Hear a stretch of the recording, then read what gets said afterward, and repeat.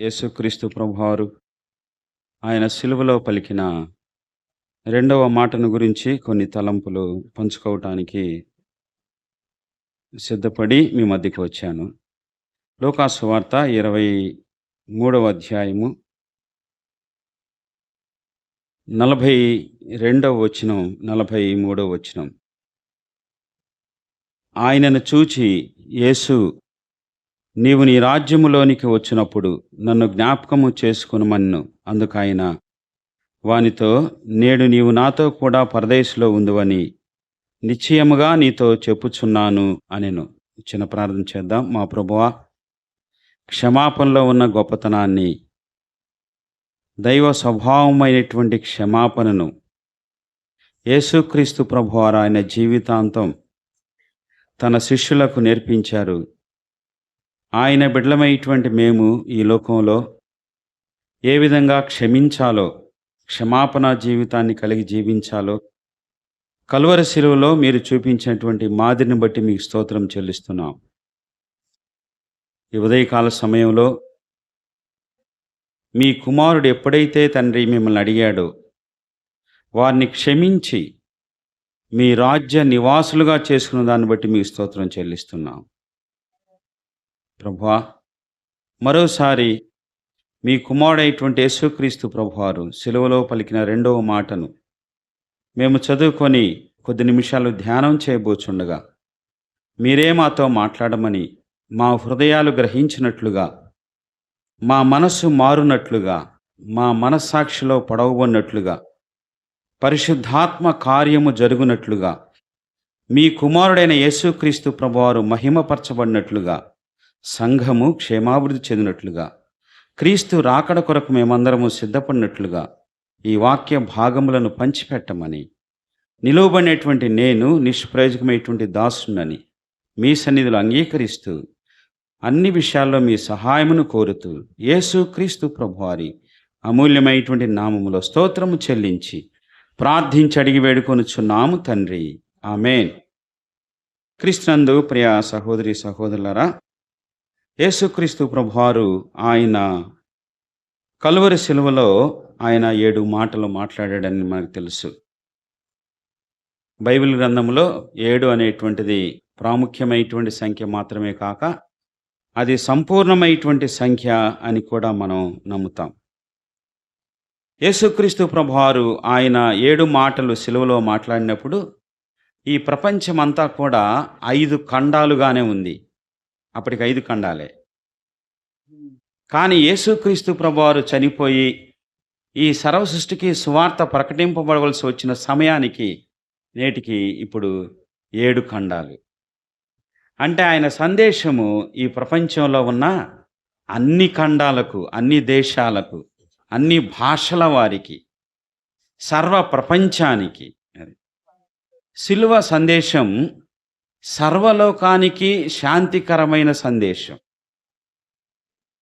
ఈ సర్వ లోకానికి మాత్రమే కాదు, యేసుక్రీస్తు ప్రభువారి యొక్క సందేశం అది ప్రకటన గ్రంథంలో ఉన్న 7 సంఘాలు అనగా సంఘాలకు దేవుడిచ్చినటువంటి ఒక గొప్ప సందేశం. యేసుక్రీస్తు ప్రభువారు సిలువ మీద ఆయన ఎందుకు మాట్లాడవలసి వచ్చింది? సహజంగా ఒక వ్యక్తి జీవితంలో ఆఖరిగా ఆయన మాట్లాడే మాటలు చాలా ప్రాముఖ్యతను సంతరించుకుంటాయి. మనం ఆఖరిలో మీ నాయనమ్మ ఏం చెప్పింది, మీ తాతయ్య ఏం చెప్పాడు, మీ అమ్మని ఏం చెప్పింది, ఆ మాటలు పదే పదే పదే తలుచుకుంటాం.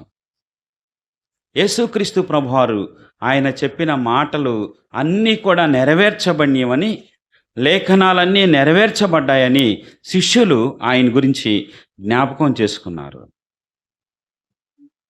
ఆయన ఎందుకు మాట్లాడవలసి వచ్చిందంటే అసలు యేసుక్రీస్తు ప్రభువారి యొక్క జీవితమే ఒక బోధ.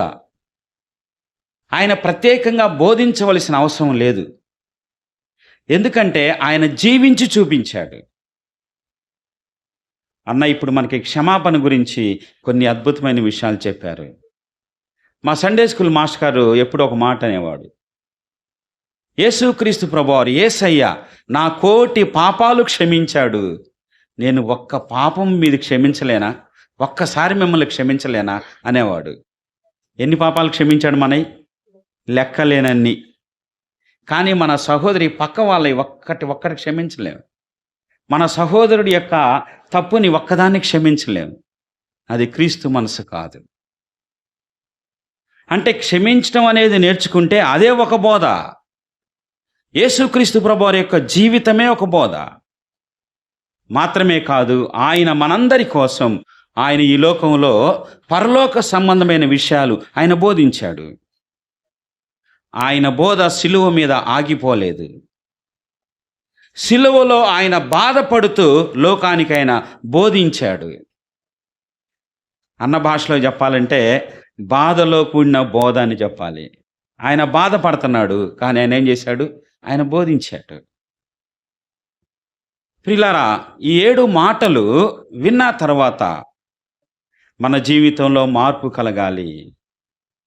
సహజంగా మనం గమనించినట్లయితే అనేక సంఘాలలో 40 దినాలు అని ప్రార్థనలు పెట్టారు. మన దగ్గర కూడా కొన్ని రోజులు, అంటే ఒక వారం రోజులు కొన్ని సందేశాలు అందించబడ్డాయి. ఈ 40 దినాల తర్వాత ఏమిటి ఆలోచన చేశారా? నోవహు ఆయన గొప్ప ఓడ కట్టాడు. 40 పగళ్ళు 40 రాత్రులు ప్రచండమైనటువంటి గొప్ప దేవుని యొక్క తీర్పు భూమి మీదకి వచ్చింది. 40 దినాలు దేవుని యొక్క తీర్పు తర్వాత, నీరు అంతా అయిపోయిన తర్వాత నోవహు ఆ కొండ మీద దేవునికి ఒక బలి చెల్లించాడు. ఆ బలిని గూర్చి పరిశుద్ధాత్మ దేవుడు రాశాడు. ఆ బలిని యెహోవా ఇంపైన సువాసనగా ఆగ్రానించి ఆయన మాట్లాడాడు. 40 దినాల తీర్పు తర్వాత దేవుని హృదయాన్ని సంతోషపెట్టాడు. ఈ ఉదయకాల సమయంలో మన యొక్క ప్రార్థనా జీవితం మారే కొద్దీ, రోజులు గడిచే కొద్దీ మనం దేవుని సంతోషపెట్టేది ఏమైనా ఉందా? మోషే 40 దినాలు కొండ మీద ఉన్నాడు. మోషే ముఖము ప్రకాశించింది, రూపాంతరము చెందాడు. 40 దినాలు లేదా మన విశ్వాస జీవితంలో, మన ప్రార్థనా జీవితం, మన వాక్య జీవితం మన జీవితాన్ని మారుస్తుందా? మార్పు ఏమన్నా క్రీస్తులోకి మనం మార్చబడుతున్నామా? యేసుక్రీస్తు ప్రభువారు 40 దినాలు ఆయన బాప్తిసం పొందిన తర్వాత అరణ్యములో ఆయన శోధించబడ్డాడు. 40 దినాల తరువాత ఆయన అపవాదిని ఓడించాడు, జయించాడు. ప్రియులారా, 40 సంవత్సరాలైంది, మనలో ఏ మార్పు లేదు. 40 రోజులు కాదు, 40 దినాలు కాదు, 4 సంవత్సరాలైంది. ఇశ్రాయేలీలు 40 సంవత్సరాలు అరణ్యంలో ప్రయాణము చేశారు.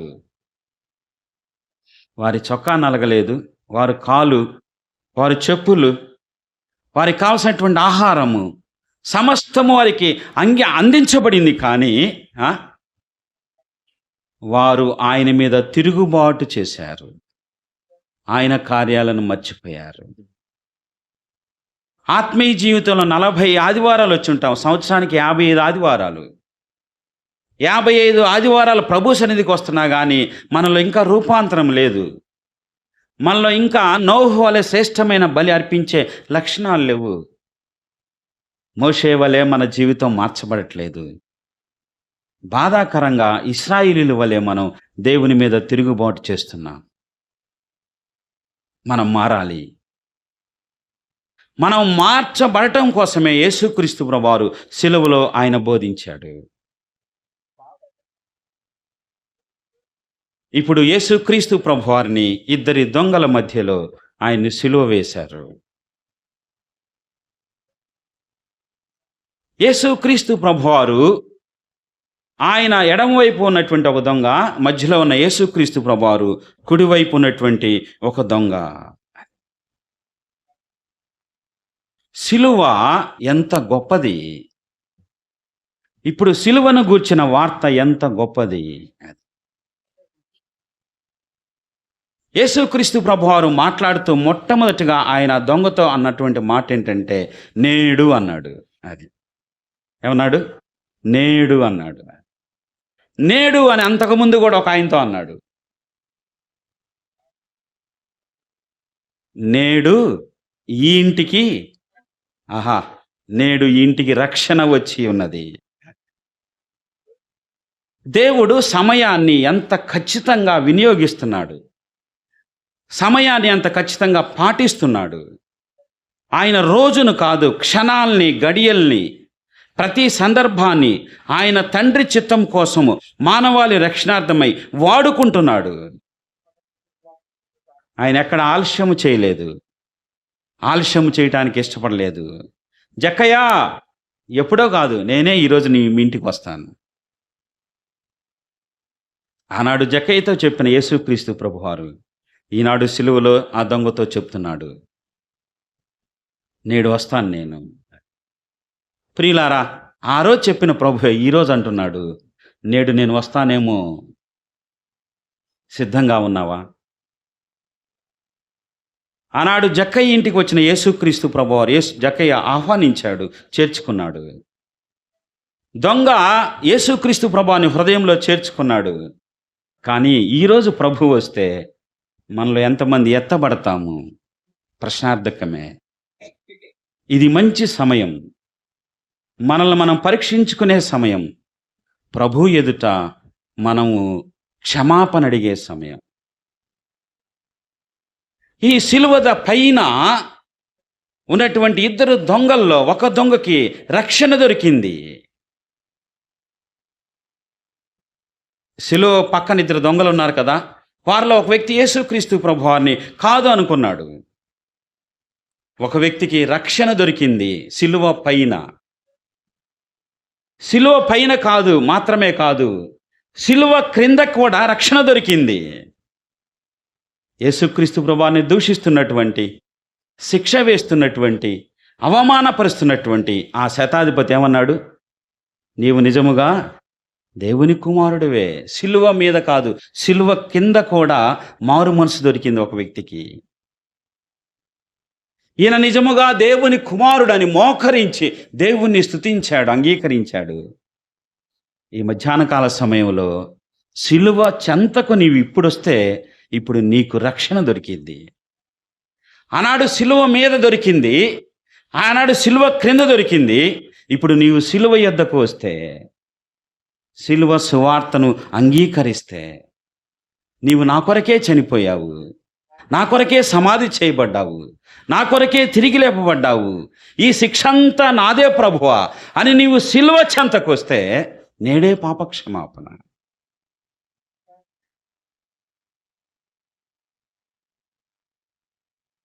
సిలువలో ఉన్న ముగ్గురు వ్యక్తుల గురించి 3 మాటలు చెప్తానే. యేసుక్రీస్తు ప్రభువారు, ఆయన మధ్యలో ఉన్నాడు. ఆయన ఎవరు? ఆయన నిరపరాధి, ఒక్క నేరము కూడా చేయలేదు. నోటితోనైనను, చూపులోనైను, మాటలోనైను, జీవితంలోనైను. అసలు ఆయన సవాలు చేశాడు కదా, నా యందు పాపం ఉన్నదని మీలో ఎవరైనా నిరూపించగలరా అని, స్థాపిస్తారా అని లాయర్ భాష మాట్లాడాడు. ఎవరైనా లాయర్లుంటే వచ్చి మాట్లాడండి, వాదించండి, నాలో పాపం ఉన్నదా అని. ఎవరు వాదించలేకపోయారు. యేసుక్రీస్తు ప్రభువారిని 6 కోర్టులలో ఆయన దోషిగా ఉంచాలని ప్రయత్నం చేశారు. మనకు తెలుసా ఈరోజు ఎన్ని కోర్టులు ఉన్నాయో?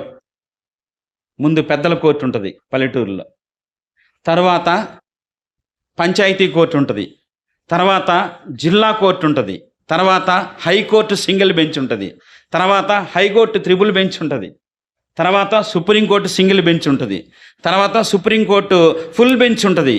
దానిపైన ఇంకొకటి ఉంది కోర్టు తెలుసా? ప్రపంచ న్యాయస్థానం అని ఐక్యరాజ్య సమితిలో ఉంటుంది. వరల్డ్ కోర్ట్ అంటారు. ఈ మధ్య ఇస్రాయేల్ మీద ఒక కేసు వేశారు. ఆ ప్రపంచ కోర్టులో, అన్ని కోర్టుల్లో కూడా యేసుక్రీస్తు ప్రభువారు ఆయన నిర్దోషి, పాపము చేయలేదు, నిరపరాధి, నీతిమంతుడు అని తీర్పు తీర్చబడ్డాడు. కానీ ఎవరు వేశారు ఆయనకి శిక్ష? యేసుక్రీస్తు ప్రభువారికి సిలువ వేసింది ఎవరు? ఆయన సిలువ మోపారు అంటే చూడండి, మనకు తెలుసు కదా, యెషయా గ్రంథం 53వ అధ్యాయము. ఎవరు ఆయనకి సిలువ వేశారంటే 10వ వచనం. ఇది మనం చదవలసిన భాగం. ఇది యెషయా గ్రంథం 53:10. అతని నలుగగొట్టుటకు ఎవరేశారమ్మా? తండ్రే వేశాడు. ద ఫైనల్ కోర్ట్, ఆఖరి కోర్టు, తండ్రి కోర్టు. అది తండ్రే తీర్పు తీర్చాడు, జడ్జిమెంట్ చేశాడు. నా కుమారుడా, ఈ సర్వలోక ప్రజల పాపపక్షంగా నేను నీకు ఈ శిక్షను వేయడానికి ఇష్టపడుతున్నాడని తండ్రే తన కుమారుని మరణానికి అప్పగించాడు, నలగగొట్టడానికి ఇష్టపడ్డాడు. ఎవరి కోసం? దేవుడు లోకాన్ని, మన ప్రేమ ఆయన్ని సిలువకు అప్పగించింది. మన పాపము ప్రాయశ్చిత్తార్థము ఆయన సిలువకు తండ్రే శిక్షించటానికి ఇష్టపడ్డాడు. తండ్రి శిక్షించడానికి ఇష్టపడినటువంటి కుమారుడు ఆయన సిలువ మధ్యలో ఉండగా, ఆయన సిలువలో ఉండగా, ఆయన ఇద్దరు దొంగల మధ్య ఉండగా, మొదటిగా ఉన్నటువంటి దొంగ ఆయన యేసుక్రీస్తు ప్రభువారిని అంగీకరించలేదు. ఆయన్ని దూషించాడు, అవమానపరిచాడు, హేళన చేశాడు. ప్రియులారా, ఆ దొంగ పరిస్థితి ఏ విధంగా ఉంది? ఈ మధ్యాహ్న కాల సమయంలో మనము ఏ దొంగల్లాగున్నామో మనం జ్ఞాపకం చేసుకోవాలి. ఆ దొంగ జీవితాన్ని గురించి నేను 3 విషయాలు చెప్తాను. ఒకటి, అతడు మరణానికి సమీపముగా ఉన్నాడు, చాలా దగ్గరగా ఉన్నాడు. ఇక కొద్ది క్షణాల్లో, కొద్ది గంటల్లోనే అతను చనిపోవడానికి సిద్ధంగా ఉన్నాడు. అతని యొక్క జీవితము ముగించబడబోతుంది. అతను చనిపోతాడు. ఇక జీవితం ముగించబడే సమయంలోనైనా కానీ అతడు తన జీవిత సత్యాన్ని తెలుసుకోలేదు, తన పాపాన్ని తెలుసుకోలేదు. ప్రియ సహోదరి సహోదరులారా, రేపు నీదా? మరొక గంట నీదా? ఈ మీటింగ్ అయిన తర్వాత నీదా? గ్యారెంటీ ఉందా? జీవితం ముగింపుకొచ్చినా కానీ ఇంకా జీవన సత్యాన్ని తెలుసుకోలేవా? ఇంకా దేవుని ప్రేమను తెలుసుకోలేవా? ఈ దొంగ జీవితం ముగించబడబోతుంది, ఆఖరి సమయానికి వచ్చింది. ఇక అప్పుడైనా తెలుసుకుంటాడేమని ప్రభువు సమీపముగా వచ్చాడు, కానీ తెలుసుకోలేదు. ప్రియులారా, రెండో విషయం చెబుతున్నాను. ఈ దొంగ జీవితము నిరాశతో ఉంది. ఎంతో సంపాదించాలనుకున్నాడు. తను సంపాదించినటువంటి డబ్బుతో తన కుటుంబాన్ని బాగు చేసుకోవాలనుకున్నాడేమో, తను దొంగలించినటువంటి డబ్బుతో తను బాగు చేసుకోవాలనుకున్నాడేమో, అనేకమైనటువంటి ఆశలు పెట్టుకున్నాడు. ఆఖరికి మిగిలింది నిరాశే. ఆ నిరాశ ఆఖరికి అతనికి మిగిల్చింది ఉరి మాత్రమే, సిలువ శిక్ష మాత్రమే. ఎంతో సంపాదించాలని మనిషి అనుకుంటున్నాడు, తాపత్రయపడుతున్నాడు, పరుగులు తీస్తున్నాడు, ప్రయత్నాలు చేస్తున్నాడు. ఆఖరికి మనిషికి మిగిలింది ఏమిటి? నిరాశే, శిక్షే. పాపానికి వచ్చేటువంటి జీతము మరణమే, దేవుని ఉగ్రతే. ఈ దొంగ నిరాశలో ఉన్నాడు. కారణము, అతడు ఉరివేయబడుతున్నాడు, అంటే మరణ శిక్షకు అప్పగించబడుతున్నాడు. మనలో ఇలాంటి వాళ్ళు చాలామంది ఉన్నారు. మూర్ఖముగా ఎంత శిక్షనైనా అనుభవించడానికి ఇష్టపడతాము, కానీ ప్రభు పాదాల చెంతకు వచ్చేవాళ్ళం కాదు మనం. ఈ దొంగ గొప్ప అవకాశాన్ని కోల్పోయాడు. జీవితంలో ముగింపు మాత్రమే కాదు, నిరాశ మాత్రమే కాదు, అసలు గొప్ప అవకాశాన్ని కోల్పోయాడు. అదేమిటంటే యేసు తన పక్కనే ఉన్నాడు. స్తోత్రం చెప్పండి. నీ పక్కనే యేసు ఉన్నాడు. మన పక్కనే యేసుక్రీస్తు ప్రభువారు ఉన్నాడు, కానీ మనం అడగట్లేదు. మన పాపాన్ని గుర్చినటువంటి చింత. సహజంగా మనం చేసేది ఏమిటి? ఎదుటి వారి మీద నేరం మోపుతాం, పక్కవారి మీద నేరం మోపుతాం. నా జీవితం ఇట్టవటానికి కారణం ఎదుటివారే అంటాం. ఈ దొంగ కూడా అదే స్థితిలో ఉన్నాడు, కానీ రక్షకుడు నీకు పక్కనే ఉన్నాడు అనే సంగతిని, జక్కయ్య లోకమంతా పాపు అని అంటుంది కదా, కానీ నేను నీ ఇంటికి వస్తాను అన్నాడు. అందరూ వ్యతిరేకిస్తున్నారు కదా, తన పక్కనటువంటి దొంగ కూడా ప్రభువును అంగీకరించాడు కదా, అయినా కానీ రక్షణ పక్కనే ఉంది, సమీపంగానే ఉంది, కానీ అతను మారు మనసు పొందడానికి ఇష్టపడలేదు. ఎందుకనో చెప్తాను నేను ఆఖరిలో. ఇప్పుడు రెండవ దొంగ ఉన్నాడు. నిరాశతో ఉన్నటువంటి ఈ దొంగ, జీవితపు ముగింపులో ఉన్నటువంటి ఈ దొంగ, రక్షకుని పక్కనే ఉంచి అవకాశాన్ని పోగొట్టుకున్నటువంటి ఈ దొంగకు కుడివైపున మరొక దొంగ ఉన్నాడు. ఎంత మంచివాడు ఇతను! ఎందుకని మంచివాడు ఇతను అంటే, ప్రియులారా గమనించండి, యేసుక్రీస్తు ప్రభువారు సిలువకు అప్పగించబడిన నాట నుండి, ఆ క్షణము నుండి ఆయన లోకమంతా దూషిస్తుంది. ప్రధాన యాజకులు దూషిస్తున్నారు, అవహేళన చేస్తున్నారు, గేలి చేస్తున్నారు, కొడుతున్నారు, ఆయన దుర్భాషలాడుతున్నారు, అనరాని మాటలు అంటున్నారు. లోకమంతా యేసుక్రీస్తు ప్రభువానికి వ్యతిరేకంగా మాట్లాడింది. కానీ ఈ దొంగ మాత్రం వారందరి దూషణలను వినలేదు, వారి మాటలను పట్టించుకోలేదు. లోకము ఏమి మాట్లాడుతుందో దాన్ని పక్కన పెట్టాడు, లోక మాటలను పక్కన పెట్టాడు. యేసు ప్రభువా అన్నాడు. లోక మాటలను ఇతను నమ్మలేదు, ప్రభు యొక్క మాటలను నమ్మాడు. ఈ మధ్యాహ్న కాల సమయంలో లోకాన్ని నమ్మి నష్టపోతున్నావేమో, లోకానికి భయపడి నష్టపోతున్నావేమో. ఈ దొంగ ఎంత ధైర్యంగా యేసుక్రీస్తు ప్రభువాని గురించి మాట్లాడాడు. అంత మాత్రమే కాదు, ఆ దొంగ ఒక మంచి పని చేశాడు. ఏం చేశాడంటే, ఈ మాటను తన పక్కనున్న దొంగకు కూడా చెప్పాడు. మనం పాపం చేశాం కదా, మనం కూడా అదే శిక్షలో ఉన్నాం కదా, నీవు నీ పాపాన్ని ఒప్పుకోవా అన్నాడు. ఎంత మంచి పని చేశాడండి! పక్కనున్న వాడికి సువార్త చెప్పాడు తాను చనిపోతూ. దైవదాసులు ఆశీర్వాదం అన్న ఒక రకంగా ఆయన గుండెలు బాదుకొని చెప్తున్నాడు, ప్రేమించి చెప్తున్నాడు, బాధపడి చెప్తున్నాడు, ఏడ్చి చెప్తున్నాడు. కానీ అది మనకు అర్థం కావటం లేదు. దైవ సేవకులకి 2 రోగాలు తప్పనిసరిగా వస్తాయి. ఒకటి షుగర్, బీపీ. బహుశా ఈ లేనటువంటి వాళ్ళు నాకు తెలిసి 100 మంది సేవకులు ఒకళ్ళిద్దరు ఉంటారు. దైవ సేవకుల్లో ఈ జబ్బులు లేనటువంటి, ఎందుకంటే వారికి మానసికమైన బాధ, వేదన, గుండెల్లో మంట. ఈ ప్రజలు ఇంకా మారు మనసు పొందలేదు. పౌలు ఆ పట్టణాన్ని చూసినప్పుడు, సమీపించినప్పుడు ఆయన ఏడ్చాడు. హృదయంలో బాధ అండి. ఈ దొంగ సిలువ మీద పక్క దొంగకు సువార్త చెప్పాడు. ఎంత మంచి దొంగ అండి! అంతకు మించి ఈ దొంగ మరొక మాట అన్నాడు, ప్రభువా అని అన్నాడు. ఏమన్నాడు? ప్రభువా అన్నాడు. ప్రభువా అంటే ఇక నా జీవితానికి, సమస్తానికి నీవే అధికారివి దేవా అని అంగీకరించాడు. క్రీస్తునందు ప్రియులారా, యేసుక్రీస్తు ప్రభువారు ఆ కుడివైపు ఉన్నటువంటి దొంగ యొక్క సాక్ష్యాన్ని, మారుమనసును గమనించాడు. దేవుడిచ్చినటువంటి అవకాశాన్ని ఏ విధంగా ఉపయోగించుకున్నాడో చూశాడు. అప్పుడు ప్రభు ఒక మంచి మాట అంటున్నాడు. ఏమంటున్నాడు?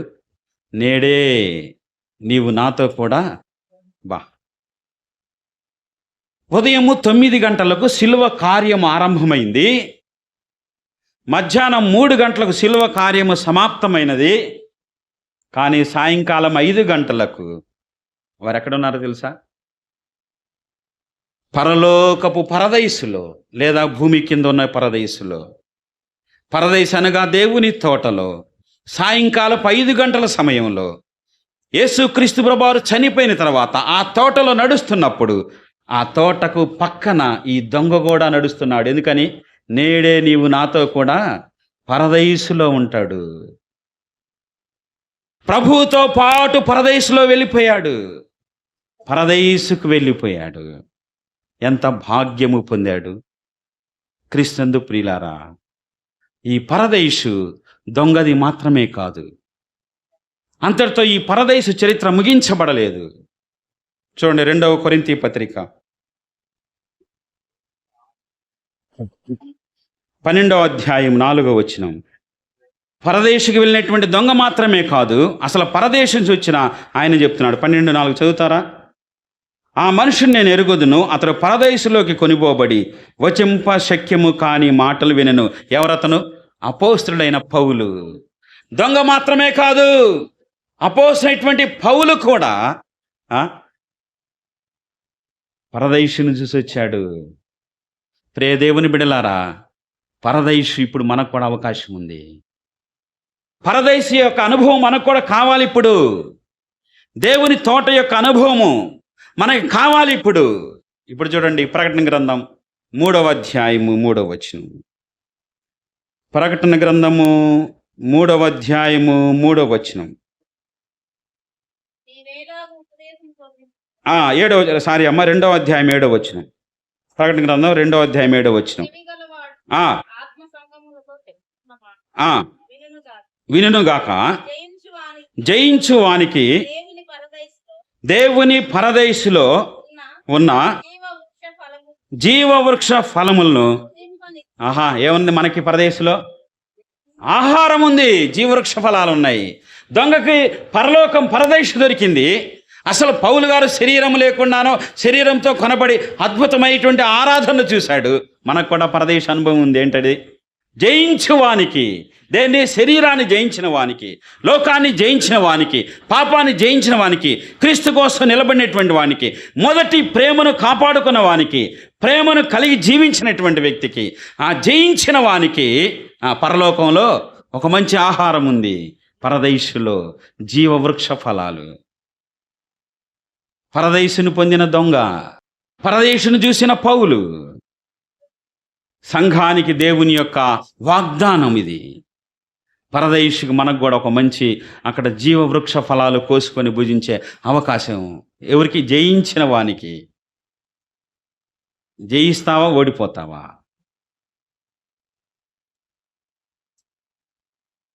ఈ దొంగ పరలోకాన్ని పొందాడు. ప్రియులారా, ఎంత గొప్ప అద్భుతం అండి! ఏమి భక్తి చేశాడని ఇతను, ఏమి గొప్పతనం చేశాడని ఇతనికి పరలోకం ఇవ్వాలి? లోకం అంతా ఏమండి? దొంగ కదండి ఆయన, ఆయనకి పరలోకం ఏందండి? దొంగకి అంత ఈజీగానే పరలోకమా? జీవితం అంతా తప్పులు చేసి, పాపాలు చేసి, ఘోరాలు చేసి, అన్యాయం చేసి, ఇది ఎక్కడ న్యాయం అండి? ప్రియులారా, దొంగ విషయంలో దేవుడు మనకు ఒక సందేశాన్ని ఇస్తున్నాడు.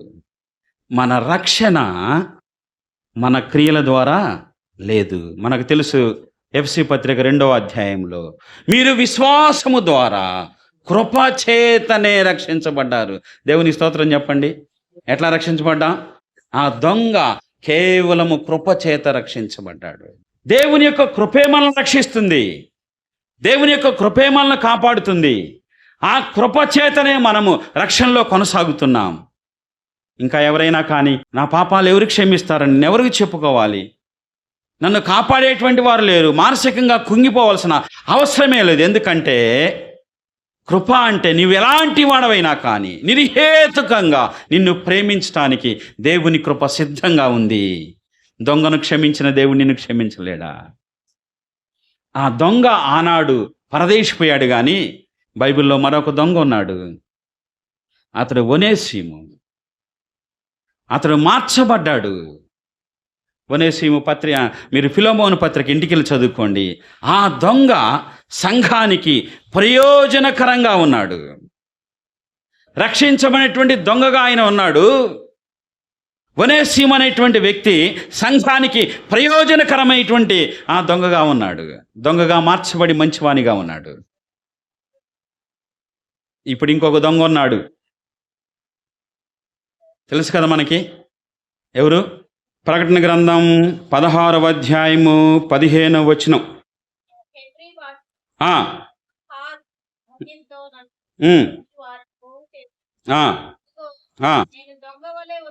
ఇదిగో నేను దొంగ వలె వచ్చుచున్నాను.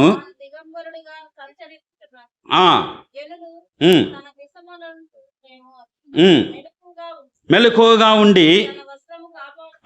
దేవుడు మాట్లాడుతున్నాడు. ఇప్పుడు దొంగలాగా రాబోతున్నాడు ఆయన. శిలువ మీద దొంగకు పరదైసు దొరికింది. దొంగ పాప క్షమాపణ పొందినప్పుడు సంఘములో ప్రయోజనకరమైన వ్యక్తిగా ఉన్నాడు. ఎందుకోసం?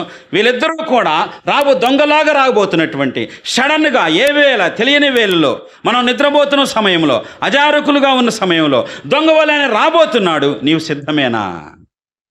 నీవు సిద్ధమేనా? ఎప్పుడు వస్తాడు ప్రభు? ఏ సమయమో తెలియదు, ఏ గడియో తెలియదు, ఎలాంటి పరిస్థితో తెలియదు. అనుకోని గడియలో, మనము ఊహించినటువంటి వేళలో ఆయన రాబోతున్నాడు. నీవు సిద్ధమేనా? ప్రియుడా, జీవితాన్ని నిరాశతో ముగిస్తావా? జీవితాన్ని శాపంతో ముగిస్తావా? జీవితాన్ని మరణంతో ముగిస్తావా? ఒక దొంగ పరలోకపు పరదేశంలో నడుస్తుంటే మరొక దొంగ పాతాళపు అగ్నిగుండాల్లో వేదన పడుతున్నాడు. ఎందుకని? ఈ ఒక మాట చదివి ముగిద్దాం. హెబ్రీ పత్రిక 4వ అధ్యాయం. హెబ్రీ పత్రిక 4వ అధ్యాయం 7వ వచనం. హెబ్రీ పత్రిక 4:7. కాగా ఎవరో కొందరు విశ్రాంతిలో ప్రవేశించిన మాట నిశ్చయము గనక ముందు సువార్త వినిన వారు అవిధేయత చేత ప్రవేశింపలేదు కనుక నేడు చూసారా, నేడు మీరు ఆయన శబ్దం మాట వినని ఎడల మీ హృదయములను ఏం చేయబాకండి. ఎందుకు నీకు రక్షణ లేదు? ఎందుకు మారు మనసు లేదు? ఎందుకు జీవితం రూపాంతరం చెందట్లేదు? దేవుడు నేడు నీకు అవకాశం ఇచ్చాడు. అవకాశం ఇచ్చినటువంటి ఆ దొంగ సమయాన్ని సద్వినియోగం చేసుకున్నాడు. ఈరోజు ఎందుకు నీవు మారు మనసు పొందట్లేదంటే ఆయన మాటలు వింటున్నావు కానీ హృదయాన్ని ఏం చేశావు? కఠినపరుచుకుంటున్నావు, రాయి చేసుకుంటున్నావు, గట్టిగా చేసుకుంటున్నావు, మూర్ఖుడు అయిపోతున్నావు. పగలగొట్టడానికి వీలు కానటువంటి రాయిలాగా మార్చబడబోతున్నావు. ఒకవేళ సిలువ ప్రేమే నిన్ను మార్చకపోతే, సిలువ రక్తధారలే నిన్ను కరిగించకపోతే, ప్రేమామూర్తి యొక్క ప్రేమే నీకు అర్థం కాకపోతే, నీకంటే కఠినుడు ఇంకెవరు లేరు. నేడే మారు మనసు పొందటానికి అనుకూలమైన సమయం. నేడే రక్షణ దినం. జీవితాన్ని ఏ విధంగా ముగించుకోవాలనుకుంటున్నావు? ఒక దొంగ సమయాన్ని ఉపయోగించుకొని ప్రభువుతో పాటు కలిసి పరదేశం వెళ్ళిపోయాడు. ఒక దొంగ జీవితాన్ని నిరాశతో ముగించాడు, ఉగ్రతతో ముగించాడు, శాపంతో ముగించాడు. మన జీవిత అంతము ఎట్లా ఉండబోతుంది? తల్ల వంచినట్లయితే చిన్న ప్రార్థన చేద్దాం.